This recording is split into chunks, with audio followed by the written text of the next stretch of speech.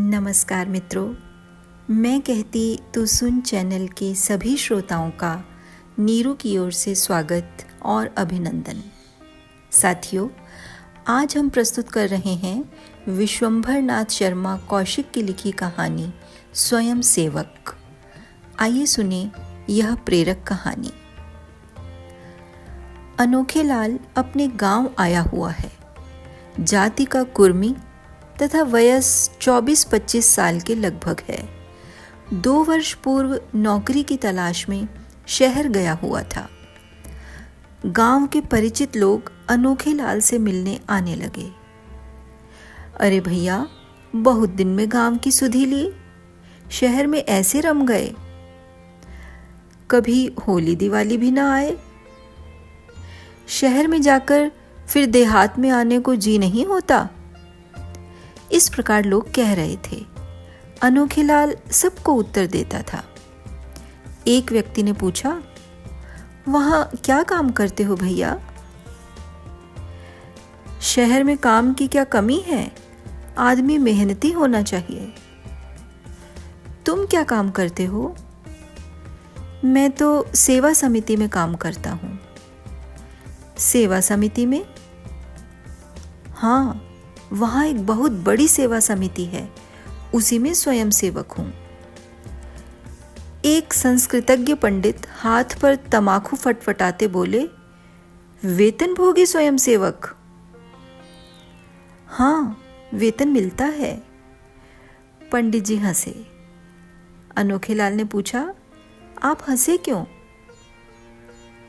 हंसा यह है कि स्वयं सेवक और वेतनभोगी, तो क्या हुआ? ये दोनों तो विरुद्ध बातें हैं। स्वयं सेवक के अर्थ होते हैं स्वेच्छापूर्वक सेवा करने वाला। अतः जो स्वेच्छापूर्वक सेवा करेगा वह वेतन कभी नहीं लेगा। तो खाएगा क्या? जीविका के लिए अन्य कोई कार्य करे। जब वह अन्य कार्य करेगा तब सेवा क्या खाक करेगा? कुछ भी हो, स्वयं सेवक तो उसी को कहते हैं। वेतन भोगी तो नौकर हो गया, स्वयं सेवक नहीं रहा। हम सेवा समिति के नौकर हैं, परंतु जनता की सेवा तो मुफ्त करते हैं। यही हमारी स्वयं सेवा है। हाँ, करते होंगे, परंतु हम तो इसे स्वयं सेवा मान नहीं सकते। आप न माने, परंतु जनता तो मानती है। हाँ भैया, शहर का मामला है, वहां नए नए कायदे कानून बनते हैं। यह तो बड़ा पुराना कायदा है। पंडित जी मुस्कुराने लगे, बोले, पुराना हो या नया, हम तो एक बात जानते हैं कि स्वयं सेवक उसे कहते हैं जो अपनी इच्छा से बिना किसी पुरस्कार अथवा वेतन के लालच के सेवा करे। ऐसा तो वही कर सकता है जिसके घर में खाने को हो। जिसके घर में खाने को होगा वह अन्य प्रकार से सेवा करेगा, स्वयं सेवक नहीं बनेगा। यदि बनेगा तो कुछ समय कभी दे देगा, हर समय हाजिरी नहीं बजा सकता। पंडित जी मुस्कुराकर चुप हो गए। पंडित लालता प्रसाद उन लोगों में से थे जो अपने सामने किसी दूसरे को बुद्धिमान बनने का अधिकार ही नहीं देते।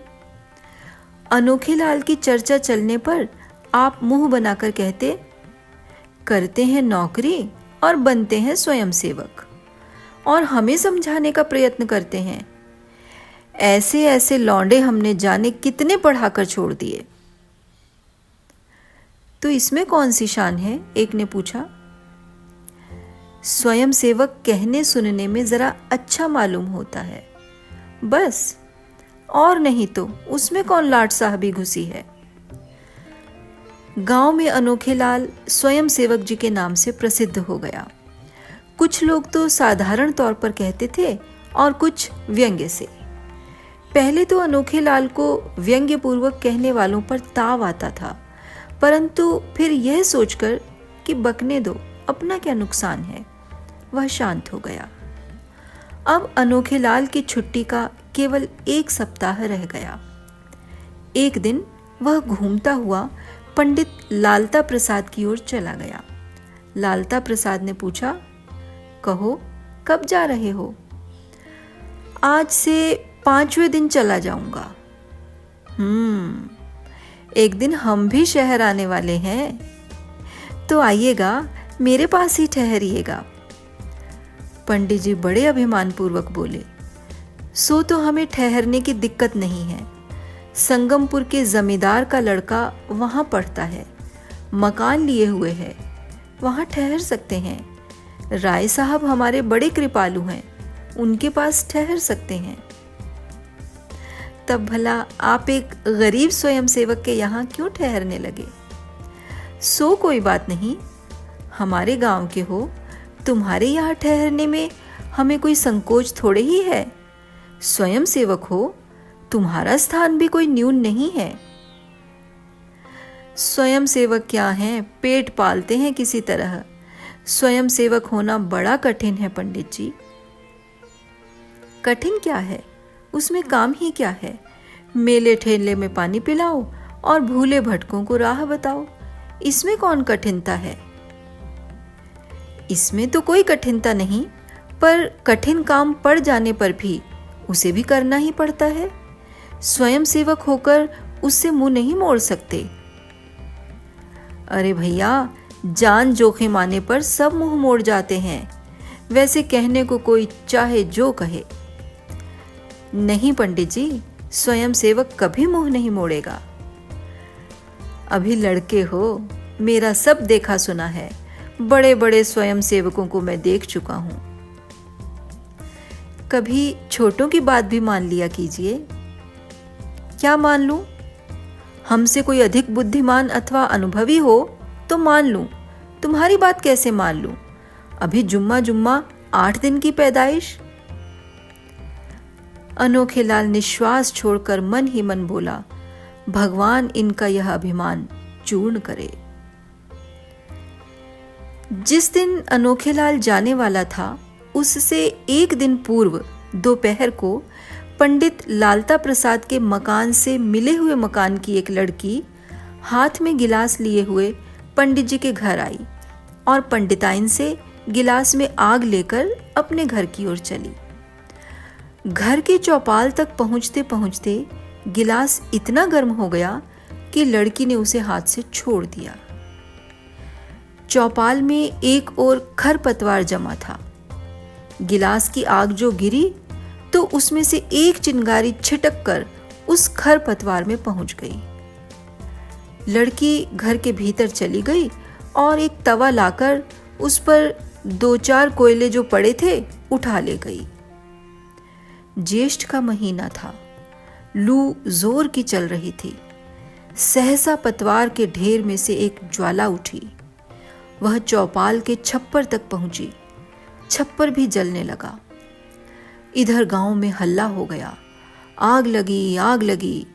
गांव के अनेक आदमी दौड़े, कुएं से पानी खींचने लगे। कुछ लोग निकटवर्ती गढ़ैया से घड़े भर भर के लाने लगे। जब तक आदमी दौड़ कर आवे तब तक पंडित लालता प्रसाद का छप्पर भी जलने लगा। लोग पहले घर के आदमी तथा सामान निकालने में लगे थे। पंडित लालता प्रसाद जल्दी जल्दी अपना असबाब निकाल रहे थे। पत्नी और बच्चों को पहले ही निकालकर बाहर खड़ा कर दिया था। सहसा उनकी पत्नी बोली, बक्स तो निकाल लाओ। पंडित जी को याद आया कि बक्स नहीं निकाला गया। उसमें पंडित जी की समस्त पूंजी गहने और नोटों के रूप में बंद थी। पंडित जी दौड़कर अंदर घुस गए। पंडित जी के अंदर जाते ही चौपाल का छप्पर जलता हुआ द्वार पर गिरा और द्वार बंद हो गया। यह देखकर पंडित जी की पत्नी ने हल्ला मचाया। कुछ लोग, जिनमें अनोखेलाल भी था, दौड़कर पंडित जी के द्वार पर आए। पत्नी रोकर बोली, पंडित जी अंदर रह गए, उन्हें निकालो। लोगों ने बांसों से जलते हुए छप्पर को द्वार पर से हटाया। छप्पर हटने पर देखा गया कि द्वार भी जल रहा है। यह देखकर एक बोला, अब तो पंडित का निकलना कठिन है, भीतर कोई जा ही नहीं सकता। अनोखेलाल दौड़कर घर के दूसरी ओर गया। उसने देखा कि दीवारों पर रखी हुई पर छतियां भी जल रही हैं। अनोखेलाल बोला, चारों ओर आग है। गांव वाले बोले, अब पंडित नहीं निकल सकते। इधर पंडित जी की पत्नी तथा बच्चे चीत्कार कर रहे थे। अनोखेलाल बोला, मैं हूं स्वयं सेवक, और एक स्वयं सेवक सेवा करने में अपने प्राणों का मोह नहीं करता। यह कहकर वह दौड़कर अपने घर गया और एक कंबल ले आया। कंबल ओढ़कर और अपना मुंह भली भांति ढककर वह थोड़ा पीछे हटा और फिर दौड़कर द्वार के निकट पहुंचा और वहां से छलांग मारकर भीतर पहुंच गया। सारा घर धुएं से भरा था। पंडित घर के आंगन में बैठे, हे भगवान रक्षा करो, हे नारायण दया करो कह रहे थे। बक्स एक ओर पड़ा था। धुआं और आग की गर्मी इतनी थी कि वहां ठहरना कठिन था। अनोखेलाल ने झटपट पंडित जी को उठाकर पीठ पर लाद लिया और पुनः कंबल ओढ़कर द्वार की ओर लपका, परंतु अब द्वार अग्नि की लपटों के कारण सर्वथा अवरुद्ध हो चुका था। 2 बार अनोखेलाल ने प्रयत्न किया, परंतु धुएं और ज्वाला के कारण पीछे हट गया। बाहर बड़ा हल्ला मचने लगा। लोग कह रहे थे, अब दोनों जल मरेंगे। अनोखेलाल ने तीसरा प्रयत्न जान पर खेल कर किया। उसने एक जोर की छलांग भरी और द्वार को पार करके चबूतरे पर मुंह के बल आ गिरा। लोगों ने उसे दौड़कर उठाया। उसके घुटने और कोहनी फूट गई थीं। दोनों टांगें नीचे से खुली थीं, उन पर फफोले पड़ गए थे। पंडित जी बिल्कुल बेदाग थे। वह अनोखेलाल के पैरों पर गिर पड़े और बोले, भाई तुम सच्चे स्वयं सेवक हो। सेवा की भावना हुए बिना कोई इस प्रकार अपने प्राणों का मोह छोड़कर दूसरे के प्राण नहीं बचा सकता। गांव वालों ने नारा लगाया, अनोखेलाल की जय, स्वयं सेवक की जय। धन्यवाद। हमें विश्वास है कि आपको यह कहानी अवश्य ही पसंद आई होगी। तो वीडियो को लाइक करें, शेयर करें, कमेंट करें और हमारे चैनल को सब्सक्राइब करना भी न भूलें, ताकि हम ऐसी ही और कहानियाँ निरंतर आप तक पहुँचाते रहें। नमस्कार।